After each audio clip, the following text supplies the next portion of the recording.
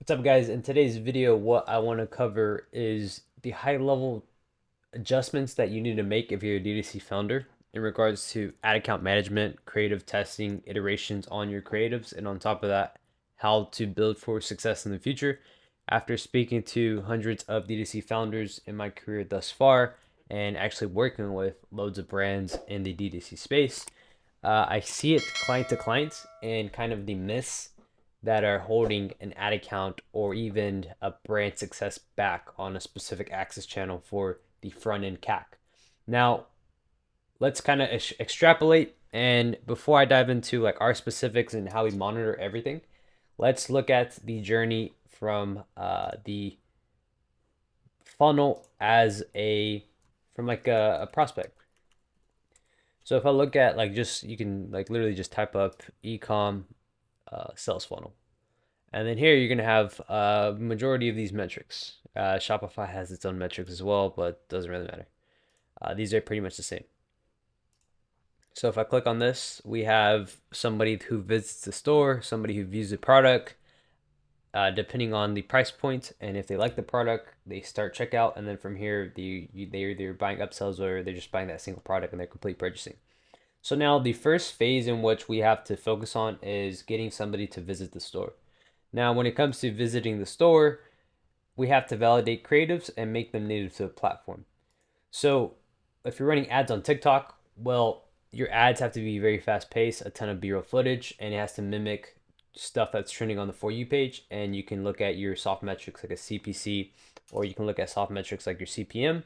And then from there, you're going to see, okay, based on my click-through rate, we can see what the cost per page view is, or what the cost to send somebody to the landing page or PDP page, wherever we're trying to send them to.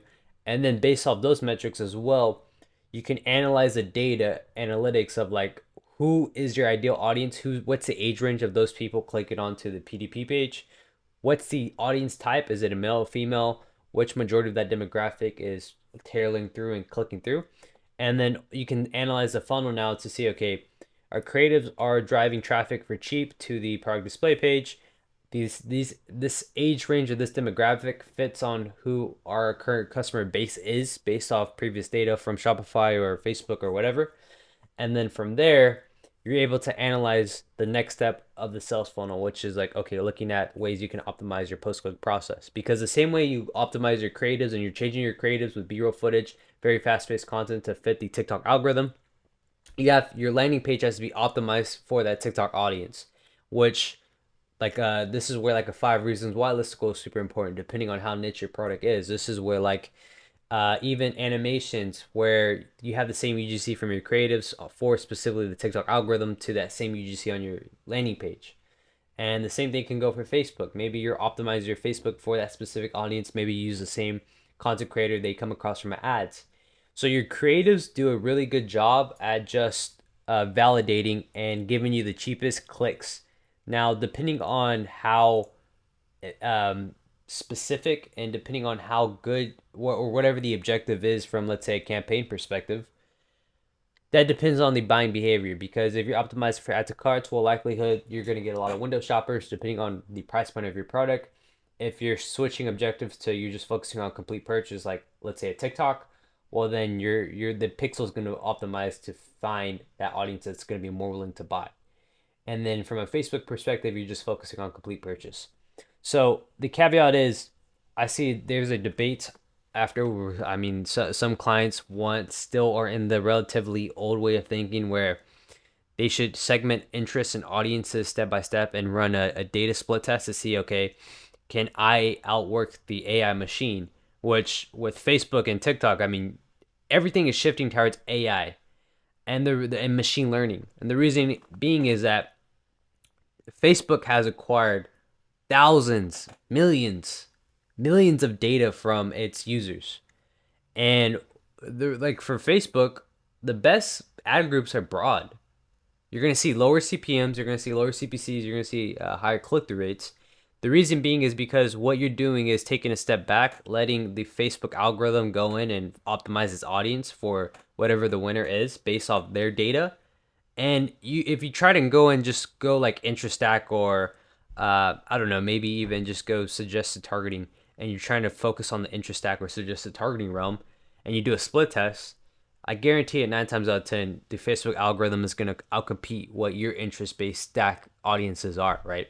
So the future of media buying is really going towards machine learning, where you let Facebook or you let Google try to optimize its data points to run your campaigns, so it takes audience out the picture. And now the main objective for you, and it makes it easier for us as marketers, and if you have a media buyer, it makes it easier for them to monitor their campaigns, because you're letting Facebook, you're letting TikTok, the algorithm do all the work.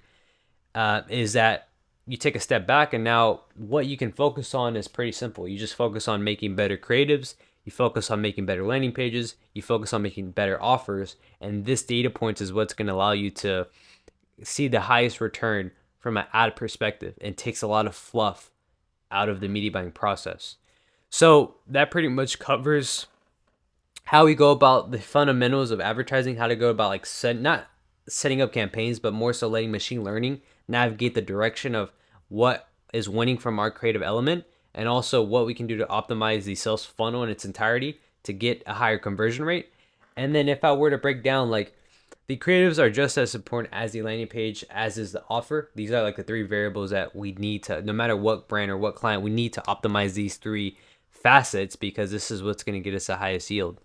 Now, when it comes to creative testing, I mean, realistically, you can do like there's no right or wrong answer.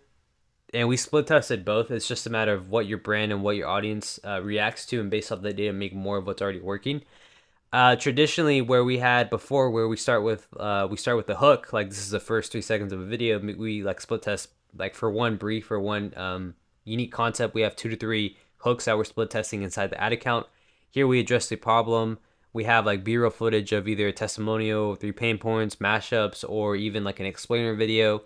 Then we have like the before feelings, where in this UGC, in this B-roll footage we're talking about before, we might show the after results or the solution, the end results, and then we have the call to action. There's some type of creatives where we'd go just hook, demo, like maybe 1 or 2 B-roll clips, and then call to action. Like this video is like 10 seconds, 15 seconds to fit like specifically for the TikTok algorithm and the audience type there. You can even go hook, pain, so or pains, I would say, what, support or demo of the benefits, and then call to action.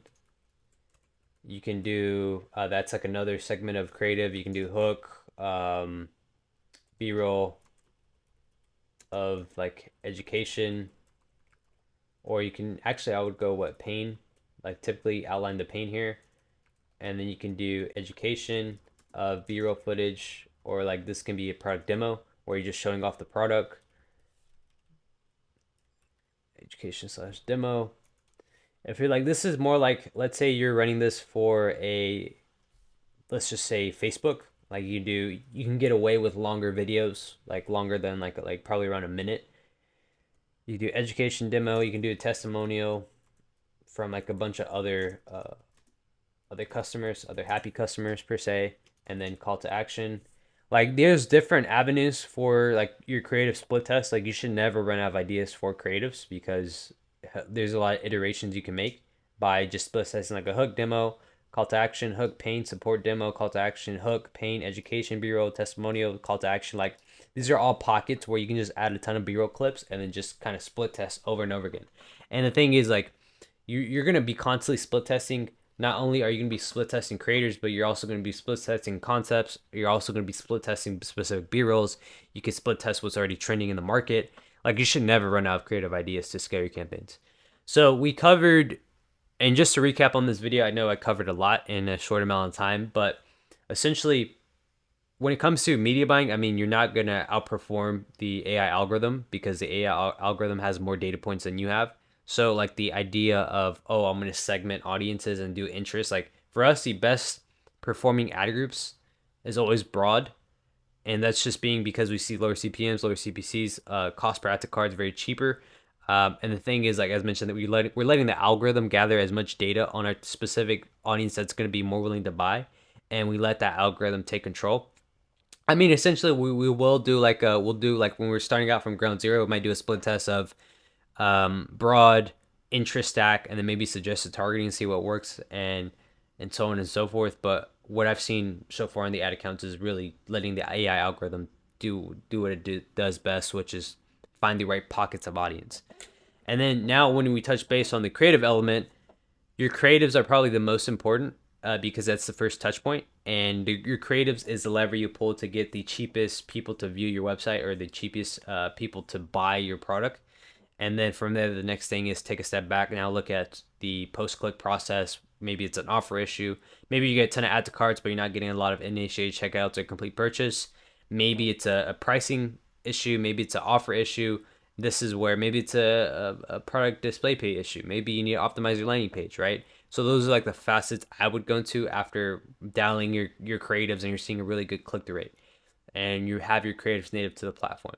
So all in all, I hope you guys enjoyed this video. If you have any questions, drop them down below. But this is more so our process when it comes to analyzing creative data, analyzing media buying data, how we set up our ad accounts, and then how we make adjustments to get the highest yield or the highest ROI for all of our clients.